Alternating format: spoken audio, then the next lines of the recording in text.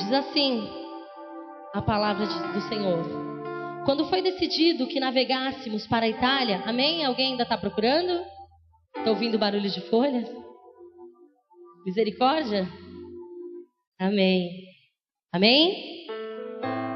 Diz assim: quando foi decidido que navegássemos para a Itália, entregaram Paulo e alguns outros presos a um centurião chamado Júlio, da corte imperial, embarcando num navio adramitino, que estava de partida para costear a Ásia.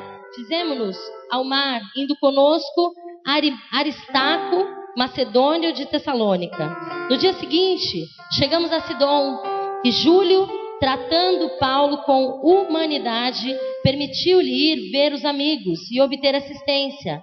Partindo dali, navegamos sobre a proteção de Chipre, por serem contrários os ventos.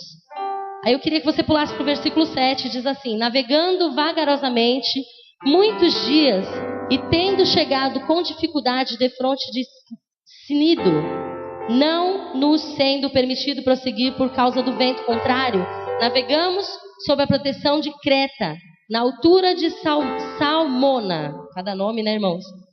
Versículo 9. Depois de muito tempo, tendo se tornado a navegação perigosa e já passando o tempo do dia do jejum, admoestava-os Paulo, dizendo-lhes: senhores, vejo que a viagem vai ser trabalhosa, com dano e muito prejuízo, não só da carga e do navio, mas também da nossa vida. Mas o centurião dava mais crédito ao piloto e ao mestre do navio do que ao que Paulo dizia. Versículo 13.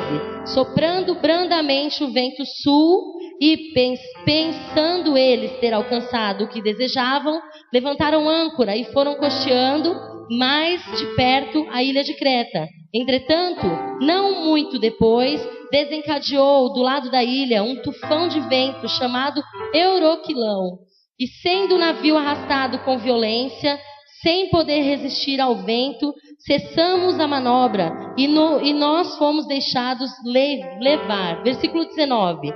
E ao terceiro dia, nós mesmos, com as próprias mãos, lançamos ao mar a armação do navio.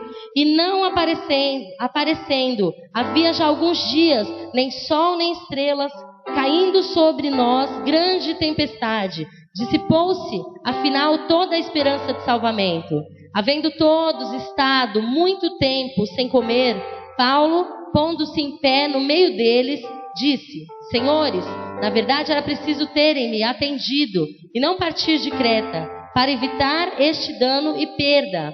Mas já agora vos aconselho bom ânimo, porque nenhuma vida se perderá entre vós, mas somente o navio. Porque essa noite um anjo de Deus, a quem eu sou servo e sirvo, esteve comigo, dizendo: Paulo, não temas, é preciso que compareças perante César. Aí eu gostaria que você pulasse até o versículo 31, que diz assim: disse Paulo ao centurião e aos soldados: se estes não permanecerem a bordo, vós não podereis salvar-nos.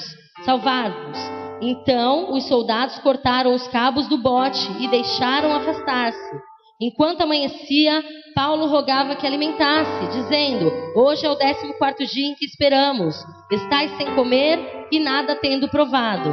Versículo 37, pula um pouquinho mais. Estávamos no navio, guarde bem esse número, 276 pessoas ao todo. Aí você vai para o versículo 43, que diz assim: mas o centurião, querendo salvar a Paulo, impediu-os de o fazer e ordenou que os que soubessem nadar fossem primeiro a lançar-se ao mar e alcançar terra. Quanto aos demais, que se salvassem uns em tábuas e outros em destroços no navio. Foi assim que todos se salvaram em terra. Amém? É uma leitura extensa, mas para que você entenda o que o Senhor quer falar conosco essa noite. Irmãos, eu sempre digo que todas as vezes que eu tenho a honra de subir nesse altar e ser convidada a trazer uma palavra, né? Eu peço ao Senhor: Senhor, fala comigo primeiro. E nessa noite, eu já fui ministrada por essa palavra alguns anos atrás, e o Senhor me trouxe a lembrança, e eu quero compartilhar, espero conseguir compartilhar com vocês acho que tenho tempo para compartilhar com vocês tudo que o Senhor me passou. E eu digo a vocês nessa noite, ministrando a vocês, eu tenho um espelho aqui na minha frente, porque eu estou ministrando para mim também. Essa palavra, né, às vezes a gente pensa, não, está pregando para mim, né? Ela sabe alguma coisa da minha vida. Quantas vezes a gente não pensa isso, né? Irmãos, primeiro para mim. O Senhor falou comigo, o Senhor tem tratado em mim e eu espero que Ele fale. Eu sei que Ele vai falar com você nessa noite. Porque se você entrou aqui com expectativa, Ele não vai te frustrar. Quem entra com expectativa na presença do Senhor nunca é frustrado. Amém? Irmãos, eu quero falar com vocês sobre 3 assuntos que se interligam. Mas nós vamos desvendar esses assuntos aos poucos. Paulo, o apóstolo Paulo, ele estava preso em uma cidade chamada Cesareia. Ele estava preso nessa cidade já. E ele não estava preso porque ele era um homem mau, ou porque ele havia sido sim um homem mau, até que consentiu com a morte, né, de cristãos. Mas ele havia tido um encontro com o Senhor. Ele tinha a vida dele transformada e ele estava preso. Mas ele não estava preso por ser ruim ou para pagar algum crime que ele tinha cometido. Ele estava preso por amor a Cristo. Ele estava preso porque ele falava e pregava o evangelho daquele que tinha sido a mudança da vida dele, daquela luz que ele encontrou, daquele caminho que ele encontrou, que é Jesus. E ele estava preso por amor a Cristo. E quantas vezes nós, na nossa vida, parece que nós somos punidos por fazer a coisa certa. Quantas vezes, fazendo a coisa certa, andando no caminho correto, andando onde Deus nos mostrou, no caminho que Deus, né, tem nos mostrado, mesmo assim, nós sofremos algumas coisas. E Paulo, na prisão, descobriu, né, veio ao conhecimento dele, de que havia um plano para que ele fosse morto. Havia um plano para que ele fosse morto ali, naquele lugar. E ele, com ousadia, né, com ousadia no espírito, nós que somos cristãos temos que ter essa ousadia, temos que buscar a direção do Senhor. E ele falou, não quero mais ficar aqui. Porque, irmãos, eu vou fazer uma comparação. Cesareia, principalmente para Paulo ali, foi um lugar de aborrecimento. Um lugar onde ele estava fazendo tudo correto e mesmo assim havia sido preso. Um lugar de tormento, um lugar onde nada deu certo. Quantos de nós não temos Cesareias ao longo de nossas vidas? Quantos de nós não temos esses lugares de tormento, esses lugares de angústia, lugares onde a gente olha e não enxerga nada, não enxerga o que fazer, para onde ir, o que vai acontecer com a minha vida agora? E foi exatamente o que aconteceu com Paulo. Eu tenho certeza que ele deve ter parado e falado, meu Deus, será que eu vou morrer aqui? Será que foi para isso que o Senhor me chamou? Para morrer nessa prisão? Para ser traído? Para sofrer uma tocaia? Sabe? Para que me matem? Para que a minha vida acabe aqui? Esse é o meu chamado? Para que eu tenha falado só esse pouquinho e de repente nada mais? Quantas vezes esses lugares de aborrecimento vêm nos calar, vêm tentar nos calar? E Paulo ele teve uma visão, ele teve uma ousadia. E ele foi diante de uma pessoa, de uma autoridade, né? E solicitou que ele fosse para Roma, que ele fosse levado para Roma, né? Aqui, nesse contexto, Roma seria um lugar de honra, o lugar da bênção, porque ele estaria fugindo daqueles que, de repente, estavam tentando acabar com a vida dele. E quantas vezes na nossa caminhada, nós nos encontramos em Cesareia e queremos ir para Roma, porque é o lugar melhor, é o lugar de honra, é o lugar de descanso, é o lugar onde nós vamos poder falar daquilo que nós sabemos, daquilo que conhecemos, com liberdade, né? Onde seremos honrados, onde navegaremos por águas tranquilas. Quantas vezes nós queremos ir e aos nossos olhos é uma viagem muito simples, muito simples. É como sair daqui e ir até um próximo bairro, uma próxima cidade. Você vê dificuldade nisso? Tendo ou não um carro, você vê dificuldade em sair daqui e até o centro da cidade? Às vezes é exatamente assim que nós pensamos. Eu quero sair, e aí nós temos sim que bater o pé e falar, não quero mais. Chega, não quero mais Cesareia. Não quero mais ficar nesse lugar de aborrecimento. Eu quero ir para minha Roma. Eu quero caminhar para um lugar melhor, para um lugar de honra, para um lugar de tranquilidade. E aí nós decidimos, solicitamos como ele fez, até recebemos, né, a autorização, ele foi autorizado, né? Aqui fala no comecinho, né? No capítulo 27, quando foi decidido que navegássemos para a Itália, entregaram Paulo e alguns outros presos a um centurião chamado Júlio, da corte imperial. Ele foi autorizado, ele foi transferido, né, de prisão, transferido de lugar.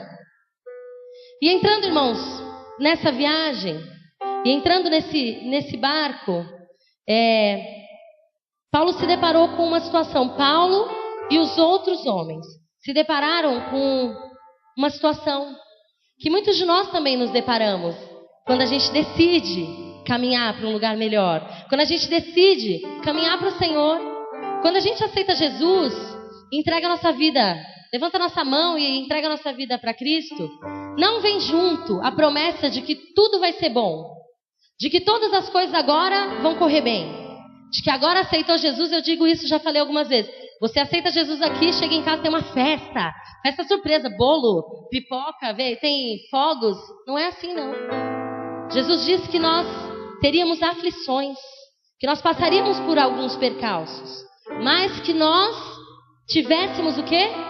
Bom ânimo, porque Ele venceu e nós também venceremos. Amém?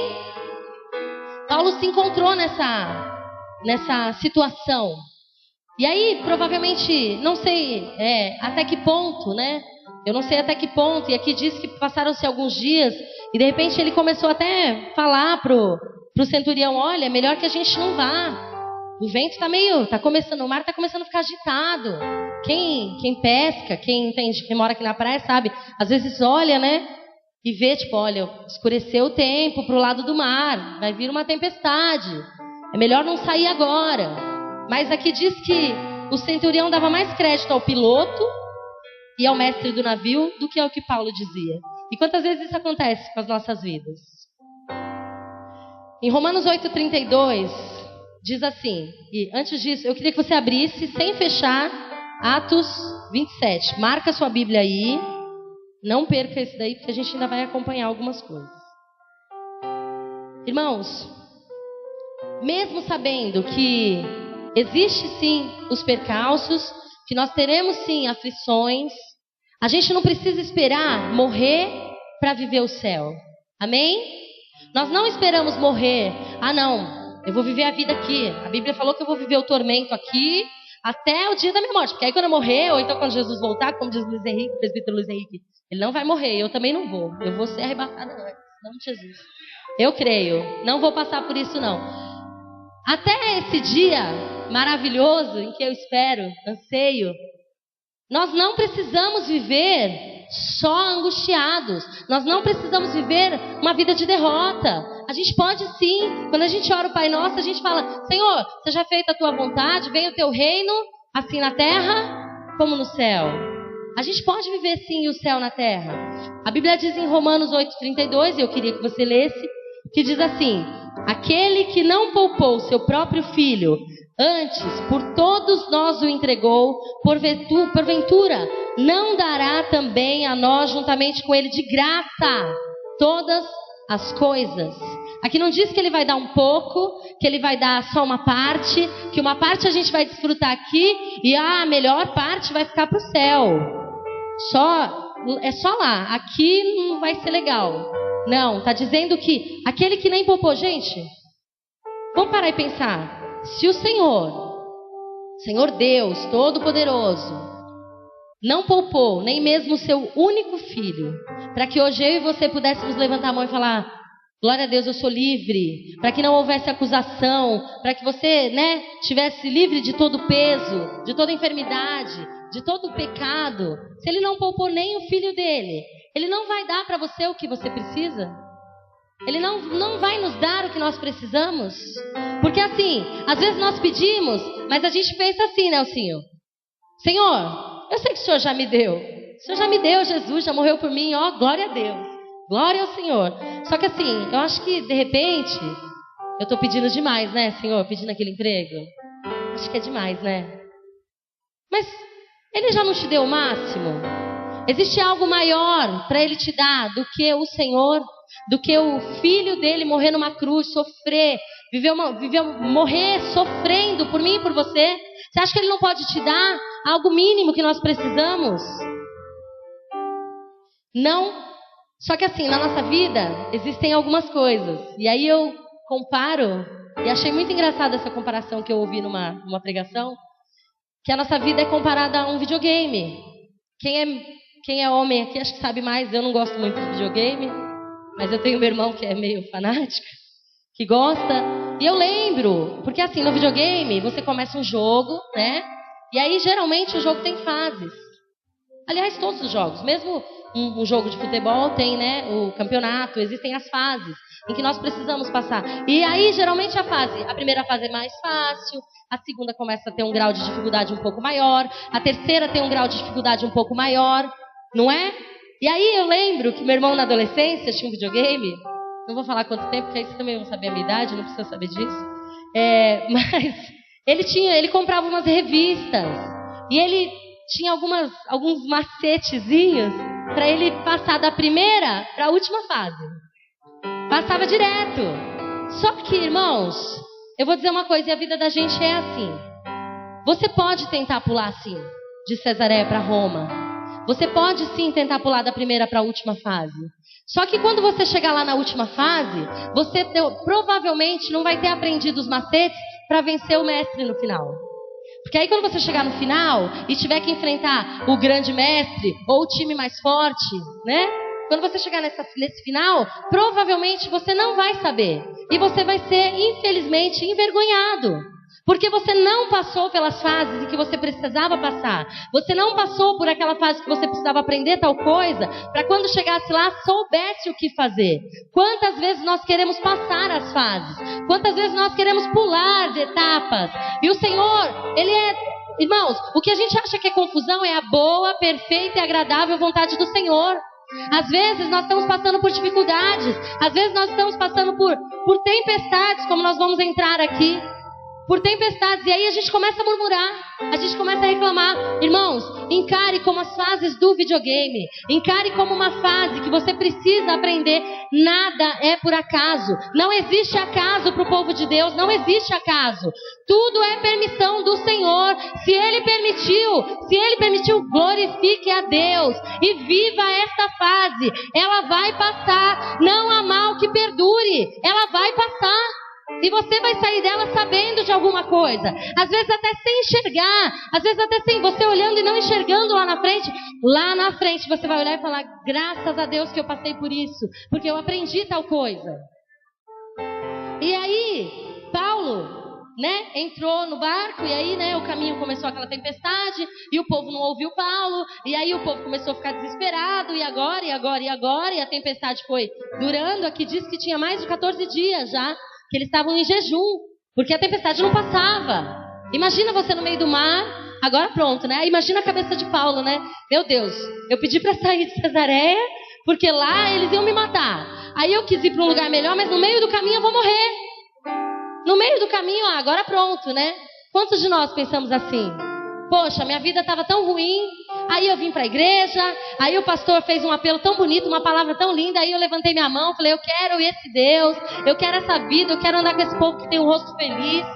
Aí de repente, eu aceito, e aí a minha vida continua desandando, parece até que piora, não é?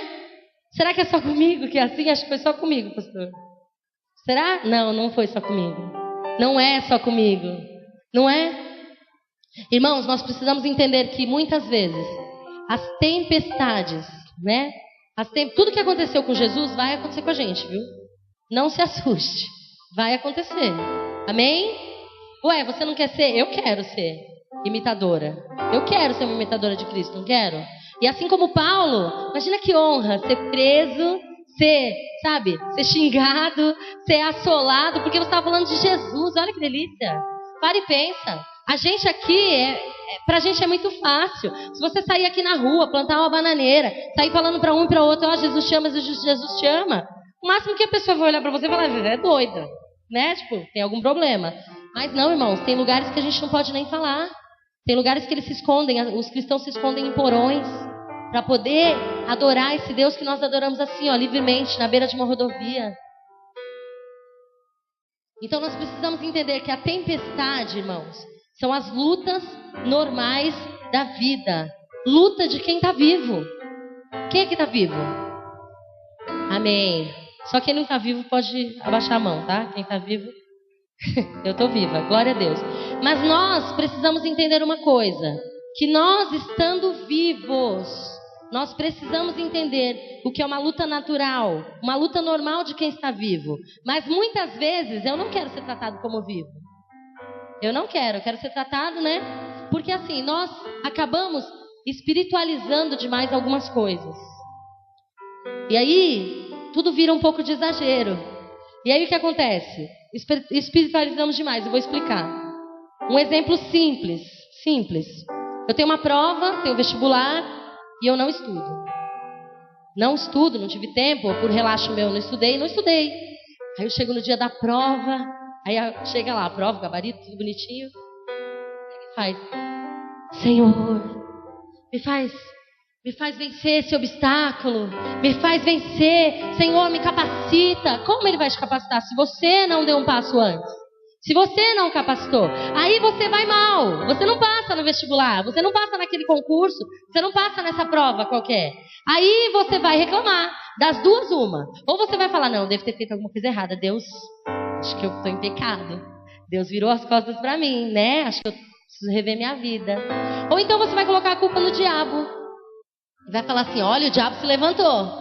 Se levantou contra mim, não era para eu entrar nesse lugar. Olha só. Quantas vezes eu vejo assim, uma ilustração, hein? O diabo lá assim, olha para Deus e fala assim, ó, dessa vez não foi minha culpa não, viu? Assim, ó, Deus, todo mundo coloca a culpa em mim, mas não foi minha culpa não. A gente precisa entender que na vida a gente vai ter tempestades. É normal, é natural, isso é normal da vida. É normal da vida. Situações que são normais da vida. Você não se empenha no negócio, depois você corre e quer orar para ver se compensa. E aí não consegue e coloca a culpa no espiritual. Você coloca a culpa em Deus, coloca a culpa no diabo, coloca a culpa nos demônios, coloca a culpa nas regiões celestes, nas potestades, nos principados. E a sua culpa está onde? Onde foi que você se empenhou? Onde foi que você correu atrás para conseguir vencer essa tempestade?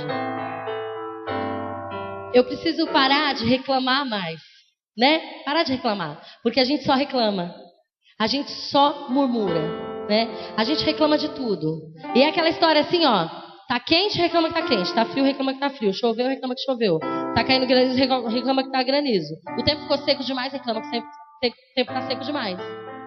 A gente tá gordinho, reclama que tá gordinho, emagrece demais, tá muito magro, não tá bem, não é? A comida tá quente demais, é ruim. Tá fria demais, também tá ruim. Vamos parar de reclamar, irmãos. Vamos tomar atitude. Se você não gosta daquilo que está acontecendo, dê um passo. Vá, corra atrás. Corra atrás. O que você precisa fazer? O que você precisa dobrar seu joelho e orar? Você tem que fazer sim. Agora o que não, você tem que levantar e andar. Ah, não arranjo emprego. Não arranjo emprego. Olha, tô passando um vale, eu não arranjo emprego. Mas não acorda cedo, faz a barba e vai procurar um emprego. Você acha que ele vai vir atrás de você? Não vai. Ele não vai. Ele não vai, irmão. Sabe só o que caiu do céu? Vocês sabem o que caiu do céu? O próprio diabo. Sabe o que cai do céu? Cai chuva do céu. Sabe? Vocês não vai cair do céu. Você tem que se esforçar. Esforça. Se esforça. E aí quando você se esforçar, o Senhor vai te ajudar. Se esforça. E aí o Senhor vai te ajudar. Irmãos, existem algumas coisas que a tempestade faz. E a primeira delas eu queria que você lesse comigo. O versículo 9 do capítulo 27, que diz assim: depois de muito tempo, tendo se tornado a navegação perigosa e já passado o tempo do dia do jejum, admoestava-os Paulo, dizendo: Senhores, vejo que a viagem vai ser trabalhosa, com dano e com muito prejuízo, não só da carga e do navio, mas também da nossa vida. Irmãos, aqui diz que a tempestade durou algum tempo, que ela demorou. De repente Paulo tinha na cabeça dele que essa viagem ia durar certo tempo, como todos os outros que entraram nesse barco, nesse navio. Sabiam que existia um tempo para chegar. Só que a tempestade muitas vezes atrasa os nossos planos. Nós fazemos planos. Quantos de nós, né? Acho que não existe ninguém que não faça um plano. Você faz um plano. A gente, quando é adolescente, planeja. Com 19 eu vou terminar, com 18, com 19 eu entro na faculdade, com 23 eu me formo, com 24 estou trabalhando, aí com 25 eu caso, com 27 eu tenho um filho. Olha que maravilha. Só que aí o tempo passa e as tempestades vão levando a gente. As tempestades vão nos bloqueando em algumas coisas e a vida vai levando a gente. E aí nossos planos acabam se frustrando e nós desistimos. Irmãos, a tempestade ela tenta sim nos atrasar, mas ela nunca vai nos parar. Amém? Ela nunca vai te parar. Em segundo lugar, a tempestade te força a perder suas habilidades especiais. Vai comigo no versículo 15.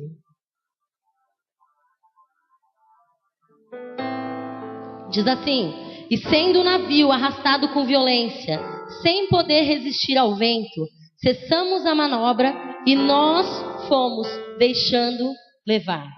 Irmãos, tem horas que a gente luta, e a gente se cansa, a gente se esforça e a gente não está conseguindo sair do lugar.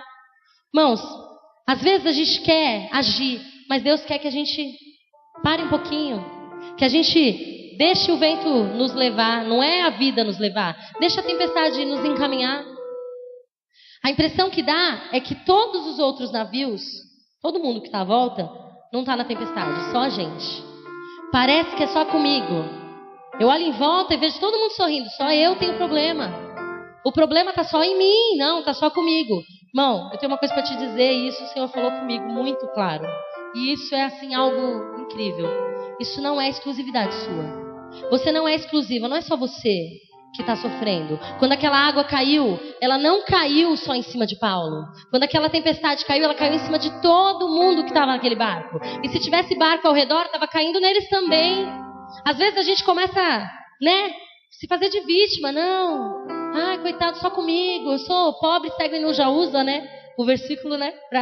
Eu sou um pobre, coitado, ô céu, ô vida, ô azar, né? Mas não é só com você. O negócio não foi a chuva caiu só nele, não. Imagina, e a gente quer assim, a gente quer que a chuva caia em volta, porque os outros não. Desculpa a expressão, mas que os outros se virem. Que Deus cuidando do meu problema, o resto é resto. Que o meu irmão está sofrendo, o problema é dele. Ele que vai ver com Deus, que eu estou buscando o meu. Não é assim? E aí a gente quer que a chuva caia só em cima dos outros. E em cima da gente fique uma proteçãozinha assim, ó, que não caia em nós. Como se Deus colocasse só um guarda-chuvinha assim em cima de você, para só nos proteger. Quantas vezes nós reclamamos e murmuramos e falamos: Senhor, por que está caindo a chuva? Está caindo a chuva em todo mundo, irmão. No mundo tereis aflições, e não é só você. Não é no mundo, a Sônia vai ter aflição, o resto não. Não é assim, irmão. Não é assim. A gente tem que parar e observar um pouco mais. Observar o agir de Deus nas coisas, o agir de Deus na tempestade. Em tudo nós tiramos alguma coisa. Amém? Em terceiro lugar, parece que a tempestade vai acabar com a gente, não é? Lá no versículo 20 fala assim, ó: e não aparecendo, havia já alguns dias, nem sol, nem estrelas, caindo sobre nós grande tempestade, dissipou-se, afinal, toda a esperança de salvamento. Às vezes a gente está olhando e não enxerga lá na frente. A gente só está vendo aquela tormenta. E aí a gente começa a demorar e a gente começa a reclamar. A gente começa a reclamar: não, vai, agora acabou, agora não tem mais jeito. Não tem mais jeito, né? Nós sentenciamos. Quantos de nós sentenciamos? Não. Essa situação não tem mais jeito. Quem disse que não tem mais jeito? Você serve a que Deus? Porque eu sirvo um Deus que para Ele não há impossíveis. Amém? Para mim, eu sei. Às vezes olhando você não enxerga. Enxerga, Rony? Não enxerga. Mas eu sirvo um Deus que para Ele não há impossíveis. E esse Deus você também serve. E esse Deus é o mesmo Deus daquele tempo, é o Deus, é o que era, o que é e o que há de vir. Ele fez lá, Ele vai fazer agora e Ele vai fazer lá na frente. Amém? Ele vai fazer. Ele vai fazer. Em quarto lugar, e essa é muito, muito interessante, eu queria que você abrisse não, que você continuasse aí, mas fosse ao versículo 31 e o 32. Disse Paulo ao centurião e aos soldados: se estes não permanecerem a bordo, vós não podereis salvar-vos. Então os soldados cortaram os cabos do bote e o deixaram afastar-se. Irmãos, não nos é permitido um plano B. Nós não temos outra opção. Nós não temos. Eu conversando uma vez com a presbítera Adrianinha e ela me falou, e é verdade. Nós não temos outra opção. Qual é a sua outra opção? Responda. Se não seguir a Cristo, se não continuar. Qual é a sua outra opção? Você pode parar? Você pode voltar atrás? Você vai fazer o quê? Tirar a sua vida? Não. Você não tem outra opção. Não existe outra opção. Nós só temos 3 opções. Ou a gente confia em Deus, ou a gente confia em Deus, ou a nossa confiança está em Deus. Amém? Ou a gente luta, ou a gente luta, ou a gente luta. Ou a gente vence, ou a gente vence, ou a gente vence. Não tem outra opção. Não tem outra opção. Não tem um outro plano. Não existe o plano B. Irmãos, Cortés foi o conquistador do México. 1517, ainda também a história. Em 1517, ele foi enviado pelo rei da Espanha para conquistar o México. E ele foi com 11 caravelas, 11 barcos, e foi com 700 homens. E aí eles foram na missão. O senhor lá, o rei, deu uma ordem, falou, vai e conquista. Eles foram. Quando eles chegaram no México, eles desceram na praia, que eles olharam o México, eles falaram assim, meu Deus, olha o tanto de índio. Tinha inúmeras vezes mais do que eles. Se eles estavam em 700, devia ter 70 mil. Tinha muito índio. E aí todo mundo falou, não. Vamos fazer o seguinte, a gente já está na praia, né? É à noite. Amanhã cedo a gente pula de volta no barco e volta para a Espanha. Vamos voltar para a Espanha. Não dá, a gente não vai conseguir. Só que Cortés havia sido designado para aquilo. Ele tinha tido uma ordem para aquilo. E aí ele pegou e à noite ele mais um, que eu não lembro o nome agora, também não vem ao caso. Ele ateou fogo em todos os navios. Nos 11 navios, nos 11 barcos. Ele está com fogo em tudo. Aí quando acordou, no dia seguinte, o povo acordou, já meio desesperado. Vamos pro barco. Quando viraram, cadê o barco? Estava tudo queimado, irmão. Não tinha nada. Não tinha nada. Aí agora? Aí Cortés olhou para eles e falou assim, olha, nós temos 3 opções. Ou ficar e lutar, ou lutar e ficar, ou ficar lutando. Não tem jeito. E eles ficaram. E eles conquistaram, irmãos. Amém? Ele não podia voltar, havia tido uma ordem. Quantas vezes o Senhor nos dá uma ordem, ou nos dá uma direção, e a gente quer negociar. A gente quer voltar.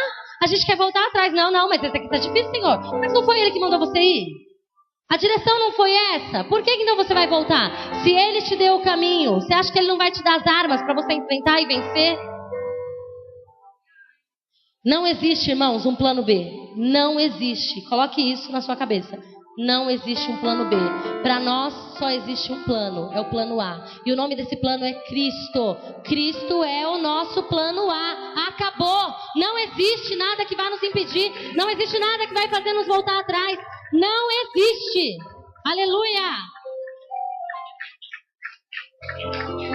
Irmãos, a tempestade, ela faz muito barulho. Muito barulho. É raio, é trovão, é vento, é a chuva forte. Faz muito barulho. Só que ela não é maior do que aquele que está acima dela. Pode ser que essa tempestade que você esteja enfrentando, que eu esteja enfrentando, seja grande. Seja até assustadora. Nos deixa até meio, meu Deus, e agora? Eu estou no meio do mar, não sei para onde eu vou, já não tem mais como segurar o leme, já estou à deriva. O barco vai quebrar. Pode ser, irmãos, pode ser. E eu creio que em muitos casos é sim. Mas aquele que é maior do que a tempestade, aquele que está acima de todas as coisas, aquele que é o dono de todas as coisas, que estava junto com o Pai na criação de tudo, aquele que criou todas as coisas, não vai nos encaminhar, não vai nos ajudar? Sabe, no meio da tempestade, ela tem muito barulho, mas no final dela, como eu falei, nós vamos atravessar, amém? Ela vai passar. Uma hora essa tormenta passa. Não existe uma tempestade que dure até hoje. Se existisse uma chuva que durasse até hoje estava chovendo, porque choveu lá e encheu o mundo. Noé estava aqui passeando de barquinho, né? Não estaríamos aqui. Não existe, uma hora acaba. E quando acaba, irmãos, sabe o que vai restar? A gente vai estar molhado. Para a gente lembrar daquilo que a gente passou. A gente vai estar molhado. Você vai se molhar, mas é só o que vai acontecer. Você só vai se molhar, você vai passar, amém? Caminhando com o Senhor, você vai passar. Não vai perdurar, você não vai padecer, você não vai morrer nessa tempestade. Não vai. Amém? O que é que nós temos, o que nós não podemos fazer na tempestade? É controlar. A tempestade a gente não controla. Às vezes a gente para e observa, né, a chuva forte. Aí tá clareando, vai clarear, vai chove mais. Aí agora vai parar, aí não para de chover. Aí você fala assim, para a tempestade. Não vai parar, você não tem como controlar. Você não tem como controlar de onde vem o vento. Você não tem esse controle. Irmãos, não adianta, não tem. Muitas vezes é melhor fazer como eles fizeram. Solta o leme, solta e deixa aí. Deixa aí, o Senhor vai nos levar às águas tranquilas. Amém? Confiando nele, nós vamos chegar em águas tranquilas. E o que nós temos que fazer numa tempestade? E aí, eu gostaria que você abrisse no versículo 22, 23 e 24. Acompanha comigo assim, ó.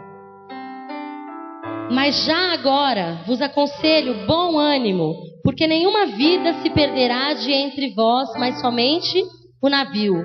Porque esta mesma noite, um anjo de Deus, de quem eu sou e a quem eu sirvo, esteve comigo.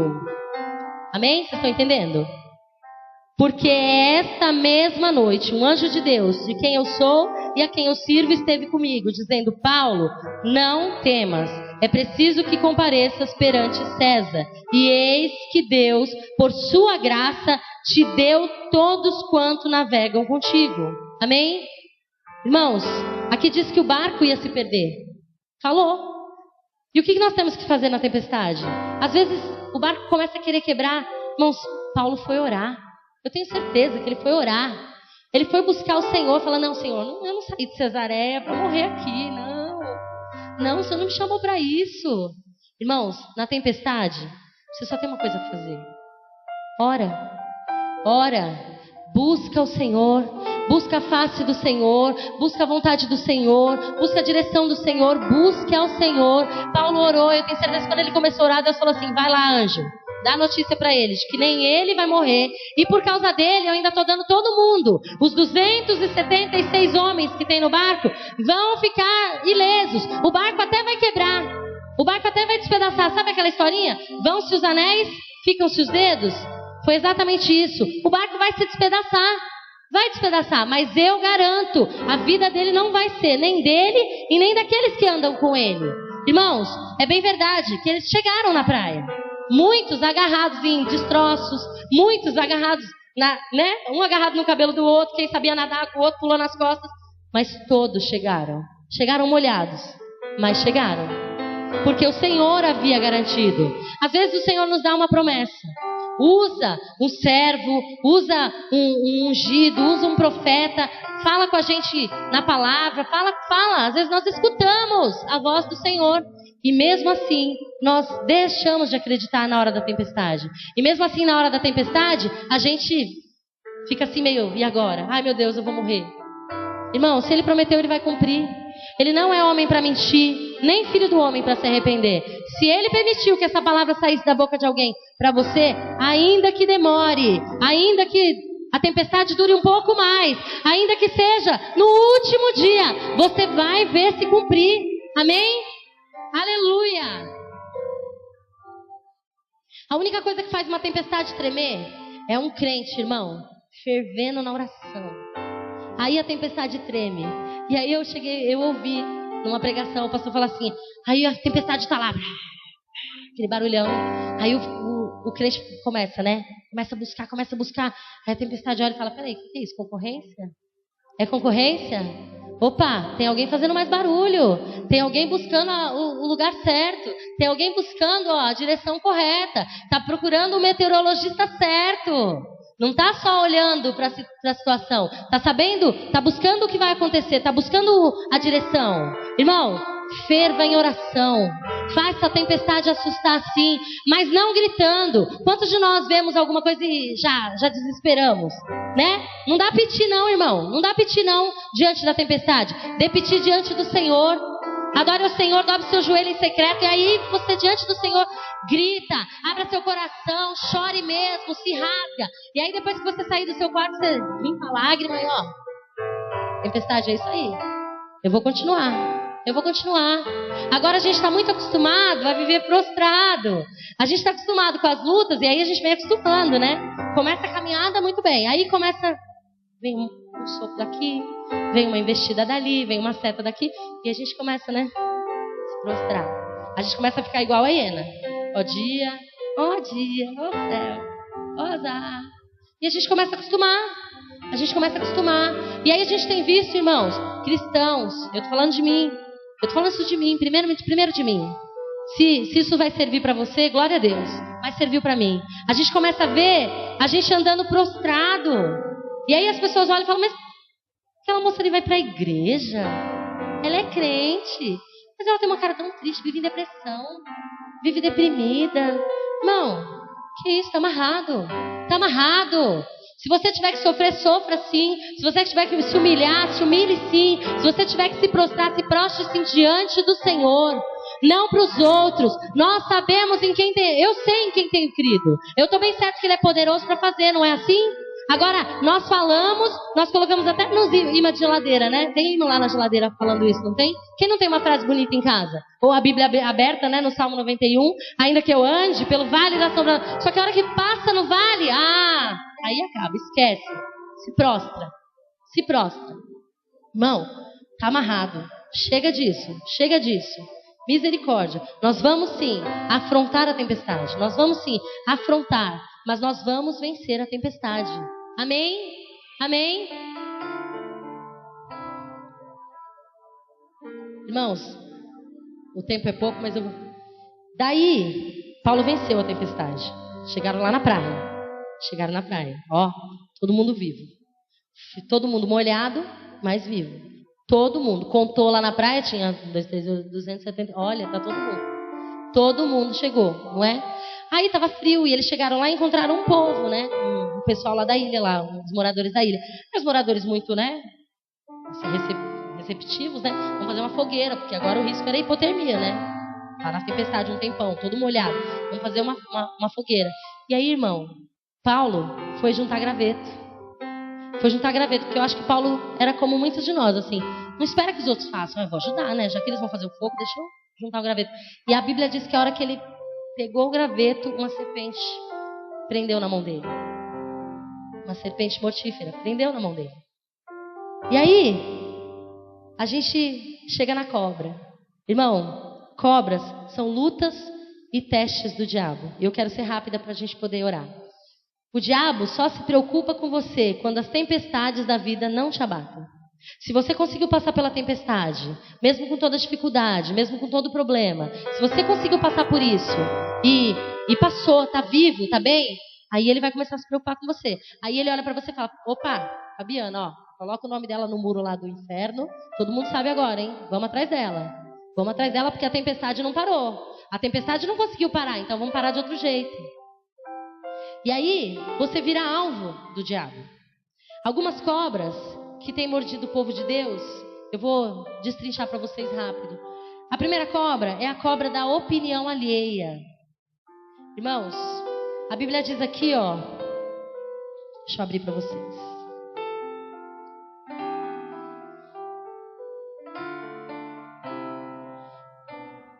O capítulo 28, irmãos.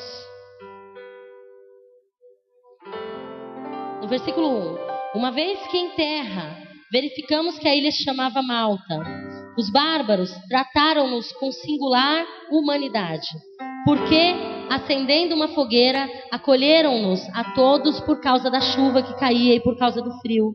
Tendo Paulo ajuntado e atirado à fogueira um feixe de gravetos, uma víbora, fugindo do calor, prendeu-lhe a mão.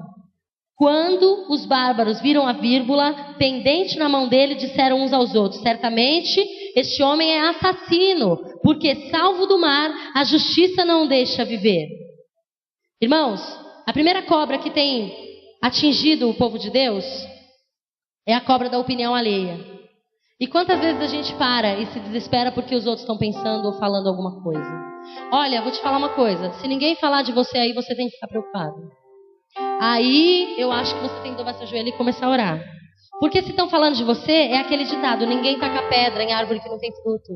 Se estão falando de você é porque você está dando fruto. Se estão falando de você é porque você está incomodando o inferno. Incomode o inferno mesmo. Deixa que falem. Paulo, olha lá, o povo começou a falar: ih, certamente esse cara é um assassino. Olha lá, saiu do mar, conseguiu fugir, mas a justiça não deixou. Olha lá, você acha o quê? É assim, ó, assassino, ó. Saiu do mar ileso, pois a cobra veio e... Por que não pegou no outro? Por que não pegou no fulano ou no ciclano? Não, pegou no Paulo, porque ele, ó, o problema está nele. Quantas pessoas não apontam o dedo para mim e para sua vida? E falam até coisas que não sabem. Falam coisas que não devem, que não sabem, e que muitas vezes nos abatem. E que muitas vezes nos tiram a paz, nos tiram o sono, nos tiram a tranquilidade. Irmãos, eu vou falar uma coisa. Paulo, aqui não diz que ele respondeu. Aqui não fala assim, e Paulo pegou e falou. Não fala nada. Não fala absolutamente nada. Paulo se calou. Irmãos, toda vez que você ficar rebatendo, você vai causar uma confusão muito maior. Não rebata com palavras, rebata com atitudes. Falaram de você porque você está vindo para a igreja? Venha mais. Falaram de você porque você estava juntando. Sabe por que falaram dele? Porque ele estava juntando graveto. Sabe o que é isso, irmão? Para mim e para sua vida, junte graveto. Vem trabalhar na obra do Senhor. Só que agora a gente não quer. A gente acha que é assim. Aceitou Jesus? Eu acho que o pastor foi assim. Vou perguntar para ele. Aceitou Jesus, virou pastor. Aconteceu com alguém assim? Ninguém nasce já tendo uma casa boa. Ninguém nasce tendo um carro. Ninguém aceita Jesus e imediatamente vira pastor. Não, irmãos, não é assim. Aí você vem para a igreja, não, eu quero. Ou até fala mal. Esse pastor aí, ó, esse pastor não dá, essa ministra de louvor aí não dá oportunidade para os irmãos cantar. E você veio lavar banheiro já? Eu tenho certeza que ele já lavou banheiro. Eu tenho certeza que muitos aqui já fizeram coisas como o departamento infantil, que ninguém vê. Aí aqui anuncia assim, eu quero trabalhar na obra, pastor, ó, senti de Deus, quero trabalhar. Olha, pastor, senti de Deus. Aí vem todo empolgado. Aí o pastor fala, irmão, à noite no culto a gente vai dar um anúncio aí de tá precisando nos departamentos, tá precisando de gente para dobrar roupa no bazar. Aí você, não, aí não, né? Ainda é capaz de falar que o diabo está se levantando, querendo impedir você de cumprir o seu ministério, né? No departamento infantil ninguém quer ir.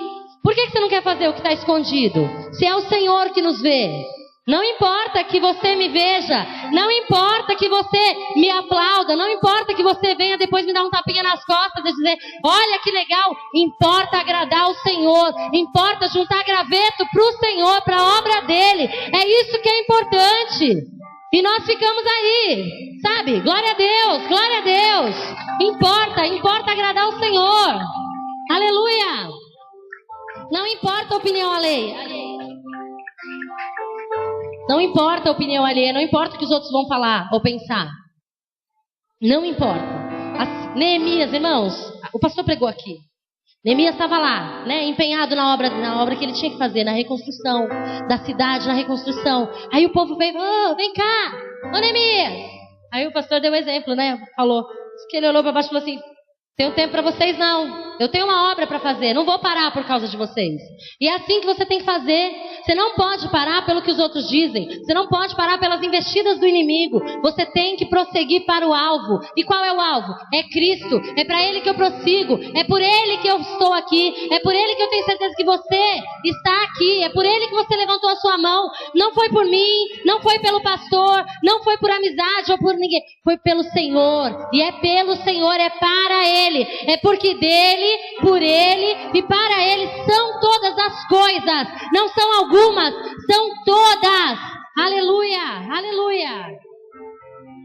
A segunda cobra, irmão, é a cobra do autocondicionamento. É assim. Acontece alguma coisa, a cobra mordeu, né? Ou reclama, meu Deus, aí Deus, eu estava juntando graveto para sua obra, aí a cobra me mordeu, e agora eu vou morrer. Agora eu vou morrer, meu Deus, eu vou morrer. Ou então, você, né, quantas vezes a gente, é a vontade do Senhor, A Bíblia diz que, né, às vezes a gente até coloca o versículo, né, não cai uma folha do céu se não for a vontade do Senhor.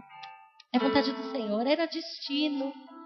Era o meu destino parar aqui. Paulo podia ter pensado, poxa, eu acho que eu tenho que morrer mesmo, né? Porque eu estava em Cesareia que queriam me matar. Aí eu fui para o mar, quase morri. Aí agora eu estou aqui, a cobra vem me matar, vou morrer. As pessoas ficaram esperando para ver, esperando. Agora ele vai inchar e vai morrer. Vai inchar e vai morrer. Aqui eu falo, tipo, que eles esperaram que ele inchasse e que morresse. E aí ele não inchando e morrendo, o que aconteceu? Eles começaram a olhar e falaram, peraí, acho que esse cara é um Deus. Que a cobra não matou. A cobra não matou. Irmãos, acho que é Marcos 16, pastor, que fala que se a gente pisar em serpente, se a gente tomar veneno, seja o que for, nada vai nos atingir, irmão. Amém? A gente tem que ter essa certeza. Caminhando com Cristo, nada vai te parar, nada vai te atingir. Se um veneno mortífero, se você pisar numa serpente, se um escorpião, se você for atropelado, nada vai te parar. Nada vai te parar. Você sabe para onde você vai? Eu sei para onde eu vou. E eu sei onde eu quero chegar. E eu sabendo onde quero chegar, porque eu quero chegar lá diante do Senhor. Eu quero morar com Ele. Eu quero ir para a glória. Eu quero. Eu não quero ficar aqui. Eu não quero padecer. Eu não quero ir para outro lugar. Não aceito ir para outro lugar. Senhor, eu não aceito. Amém? E você tem que viver assim, sabendo para onde vai. Sabendo que nada vai te parar. Amém? A gente, lá no inferno, tem uma gráfica. E aí é assim. O diabo vai fazendo uns adesivos. Adesivo aqui, adesivo ali, adesivo aqui. Aí, primeiro adesivo, falido. Aí você, minha cara, é minha cara. É por aí, irmão. A gente vai aceitando. Essa aí, ó, vida sentimental destruída. Essa sou eu, quase pega a senha para ir lá buscar o adesivo. Vai colocar na testa, assim, ó. E muitos de nós estamos com a testa, sabe como? Igual aquelas geladeiras que a gente tem em casa, cheia de imã, sem serventia nenhuma, que não vale nada, aquele monte de imã, assim, ó. Sem nada que nos fala, que nos aponte de quem nós somos. Nada que nos diga de quem nós somos, a quem nós pertencemos. Tudo a gente vai aceitando, a gente vai se autocondicionando aquilo. É verdade, eu sou mesmo. Minha vida não vai pra frente não, ó. O Senhor até falou, mas acho que ele se enganou. Deve ser outra Andrea, não era comigo não. Acho que ele errou lá, na hora do sobrenome, deu uma errada e falou errado pra mim. Irmão, se ele falou pra você, ele vai cumprir em você. Ele vai cumprir em você, amém? E a gente não pode aceitar. Pare de aceitar. Pare de, derrotado, falido, a vida sentimental destruída. Você sabe quem você pertence? Você tem que ser metido, então. Eu sei a quem eu pertenço. Eu sei quem é meu pai. Eu sou a filha do dono do ouro e da prata. Tá achando o quê? Meu pai criou o céu e a terra. É assim que você tem que viver. Eu vi um exemplo. Se o cachorro do Obama soubesse que ele era cachorro do Obama, o cara que é mais falado, né? Esse cachorro ia falar até japonês. Ele ia latir tão bonito, você não tem noção. Ele ia fazer MMA, ele ia aparecer na mídia, ele ia cantar. Mas ele não sabe, ele é burro, mas nós não somos. Nós sabemos a quem nós pertencemos. Ou você não sabe? Se você não sabe, hoje eu vim te dizer, você pertence ao Deus Todo-Poderoso. Aleluia! Você pertence àquele que morreu por mim e por você. Amém? É o sangue dele que corre na sua veia. Foi o sangue dele que verteu lá naquela cruz que nos livrou. Nós sabemos quem é o nosso dono. E se nós sabemos quem é o nosso dono, nós não podemos caminhar de cabeça baixa, não. Nós temos que erguer a cabeça, olhar para o alvo e falar, vem, pode vir. Pode vir. Fazer que nem o pastor Judá aqui. Vem, pode vir. Vem aqui, ó. Vem que vai no né, Fê? Vem que vai no... Felipe está no... Glória a Deus. Nós somos filhos do Deus Todo-Poderoso, amém? A terceira cobra é a cobra do questionamento. Por que comigo? Senhor, por que comigo? Não, tanta gente aí, mas tem que ser em mim. Por que comigo isso? Por quê? Por quê? Se fosse para você saber de todas as coisas, na boa, acho que Jesus não precisava nem ter morrido. Deus descia aqui, falava com você e acabou. Tem coisa que a gente não precisa saber, irmão. A gente precisa viver. A gente precisa enfrentar, levantar a cabeça e seguir em frente. É pra gente aprender. É pra gente passar e poder ajudar outras pessoas. Aqui diz que lá na ilha, quando Paulo, a gente vai chegar ali rapidinho. Quando Paulo, depois de muito tempo, né? Depois que a cobra já não matou, nada disso. Ele foi usado com cura. E ele foi a parte que ele sofreu, porque ele ia morrer. Ele foi curado. Deus vai te usar na parte que você mais tem sofrido. Amém? Deus vai te usar nessa parte. Mas a minha vida sentimental não dá certo. Deus vai te usar. Você vai ajudar muitos casais. Amém? Você quer ser sarado nessa área? Ajude alguém nessa área. Você está com problema de desemprego? Vai ajudar um amigo seu a arranjar emprego. Mas a gente faz o contrário. A gente ainda torce para que eles também não arrumem. Porque, né? Não posso só ser o coitado. Tem que ser todo mundo junto. Não é?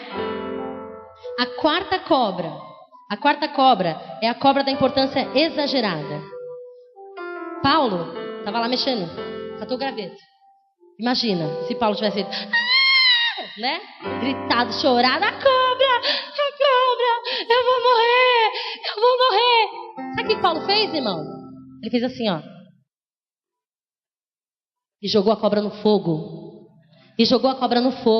Sabe por quê? Porque a gente dá muita importância pra gente. Olha, o diabo se levantou, meu Deus. E agora a gente vê o diabo como um negócio gigante. Irmão, eu sou filha do Senhor dos Exércitos. Quem é o guerreiro?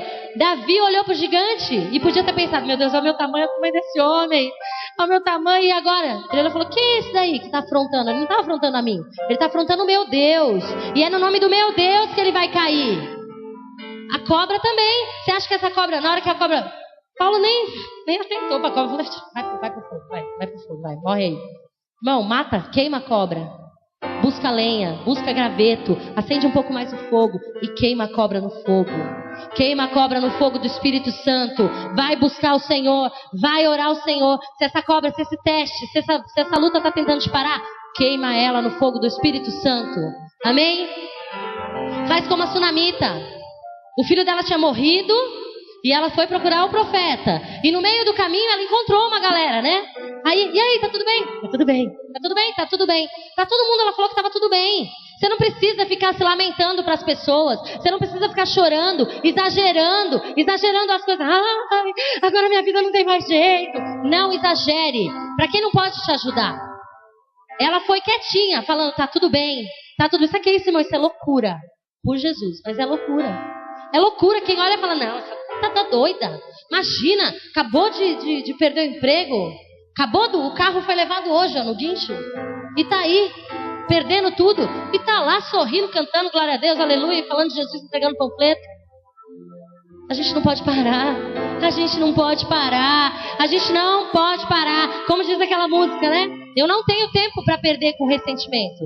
Eu sei que Ele me ama, eu sei que Ele me amou, a obra dele é muito grande e eu tenho que prosseguir. Foi para isso que eu fui chamada. Foi para obedecer ao Senhor, foi para anunciar as boas novas do Senhor àqueles que não conhecem. Não adianta ficar se lamentando, chorando. O que você vai mudar exagerando? Você vai mudar uma coisa só, na sua vida, porque aí você vai fazer aquele negócio ficar tão grande que você não vai conseguir mais nem andar. Você não vai conseguir nem caminhar mais. Irmãos, não faça não dê esse piti em público, não fica lamentando, não. Vai tudo bem? Vai tudo bem. Vai tudo bem? Vai tudo bem, graças a Deus, tá tudo bem. Tá tudo bem, irmão? Tô numa prova, irmã. Minha vida tá tão ruim, você não sabe. Tem um tempo para ouvir? Gente, meu Deus do céu, né? Pelo amor de Deus, né? Por favor, vá chorar aos pés do Senhor. Vai lamentar como fez a sunamita. Ai, eu tenho certeza que a hora que ela chegou no pé do profeta, ela não fez. Tá tudo bem, não. Ela se derramou. Ela falou, meu filho morreu, e agora? A promessa era outra, eu quero meu filho. Ela chorou, ela esperneou, ela reclamou. Agora na frente das pessoas ela não fez. Eu não estou falando para você mentir. Eu estou falando para você dizer aquilo que é importante. Tá tudo bem, graças a Deus. Tá? Você tem que demonstrar aquilo que você é realmente. Agora, se você deu tanta importância para essa cobra, exagerou tanto, pode ser que você seja mesmo. Esse adesivo seja permanente, não seja um adesivo, seja uma tatuagem. E você já tem aceitado isso. Eu sou um derrotado. Aí, irmão, olha, você vai ter que se quebrar diante do Senhor para que Ele remova essa tatuagem, porque só Ele pode fazer. Amém? Agora, se o diabo está tentando colar adesivo, ó, arranca e taca no fogo. Você é derrotada. Eu sou nada. Tá amarrado, eu sou vencedora. Sua vida sentimental é nada. Não é, não. Você que é um derrotado, ó, tá aqui, ó, debaixo do meu pé. Já tá condenado. Ele já tá condenado. O que ele faz é ficar tentando assustar a gente, né? Mas ele já tá condenado, irmão. Só que ele vai querer levar. Muitos de nós, né? E infelizmente a gente está dando importância demais, exagerando demais. Irmãos, a última cobra é a quinta, que é a falta de lenha. Pode o mundo todo estar se acabando ao seu redor. Coloque no fogo a cobra que acabou de te morder. Amém? Irmão, você tem que ser a nossa face, a nossa cara tem que ser um outdoor da glória de Deus. Nós temos que andar e as pessoas têm que olhar e falar, meu Deus, tem alguma coisa diferente nela. O que é essa felicidade dessa pessoa? O que é que não para de sorrir? Tá brilhando? O que tá brilhando? Por que tá brilhando? As pessoas têm que ser atraídas pela glória do Senhor. Manifesta através da sua vida. Manifesta através da sua vida. Não aceite. Não aceite. Se ninguém chegar em você perguntando: o que está acontecendo com você que está diferente? Ah, irmão, começa a orar e vai reclamar com Deus. Fala: Senhor, eu quero a sua glória. Eu quero que as pessoas vejam isso em mim. É para isso que Ele te chamou. Ele não chamou para vir aqui não, ó. Se Ele te chamar só para vir para a igreja, para encontrar seus amigos, a gente faz uma festa, é mais fácil. Vamos fazer uma festa, cada um traz um prato de comida, a gente confraterniza e pronto. Nós viemos aqui adorar o Rei dos Reis, o Senhor dos Senhores.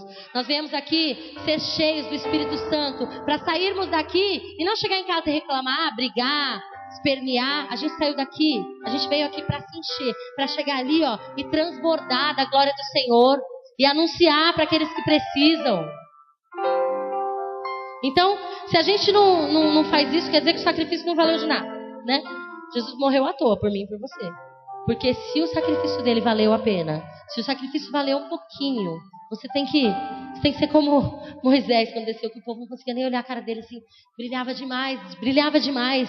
Você tem que pedir todo dia: Senhor, eu quero a sua glória, eu quero a sua vontade, eu quero fazer o seu querer. Não quero o meu querer, eu quero o seu querer. Eu não quero a minha vontade, eu quero a sua vontade. Eu quero falar do Senhor, eu quero exalar o Senhor. Eu quero que as pessoas cheguem e me falem: que cheiro é esse? É o cheiro do Senhor. Ai, que brilho é esse? É o brilho do Senhor. Que palavras são essas? São as palavras de vida eterna. Que água é? Você tem que transbordar a água da vida. Você tem que matar a sede das pessoas.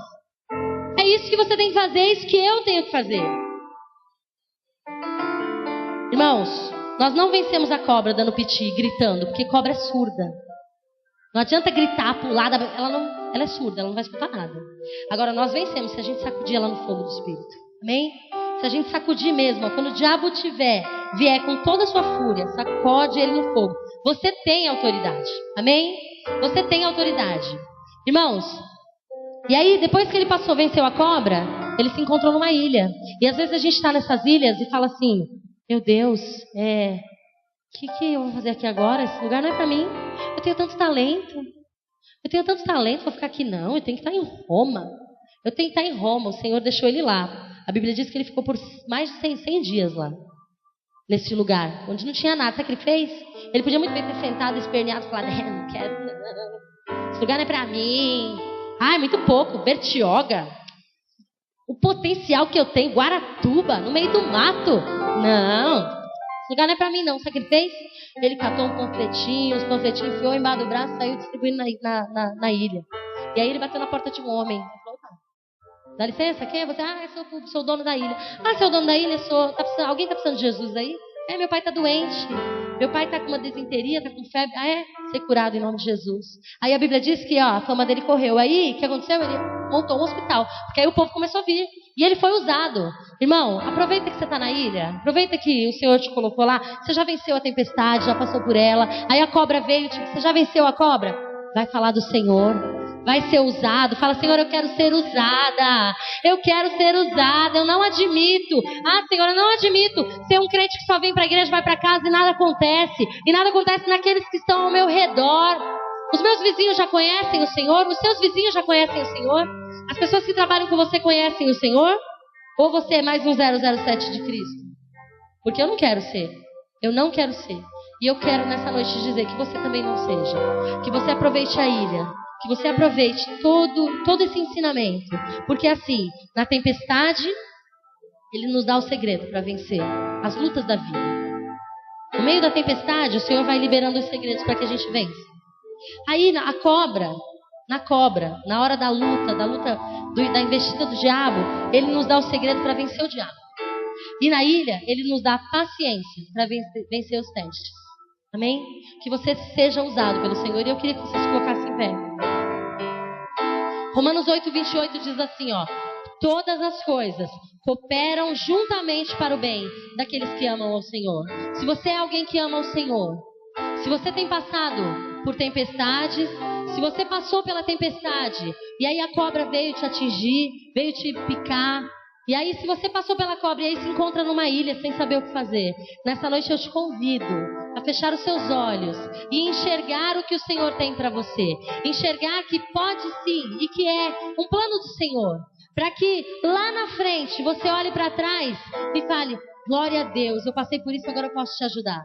Eu passei por isso e eu quero ser usada assim. Amém? Nós temos que fazer, não só cantar. A gente canta quantas vezes, né? Quero ser usado da maneira que te agrade. Quer mesmo? Então você nessa noite, eu te convido a fechar os seus olhos e dizer assim: Senhor, eu quero que o Senhor me guie. Eu quero que o Senhor me ensine a vencer as tempestades. Eu quero que o Senhor me ensine, Senhor, a dar menos importância, Senhor, para que os outros dizem, para que os outros falam, para as investidas do diabo, Senhor. Que eu ore mais, que eu entenda que se eu orar, nada vai me parar. Que se eu buscar o Senhor, nada vai me parar. Se eu buscar a sua face e a sua presença, nada vai me parar. Oh, Jesus, eu sei que o Senhor tem uma Roma para nós. Senhor, eu sei que o Senhor tem uma Roma para nós, mas nós aceitamos, Senhor, o caminho em que o Senhor nos propôs. Nos ensina, Deus, em nome de Jesus.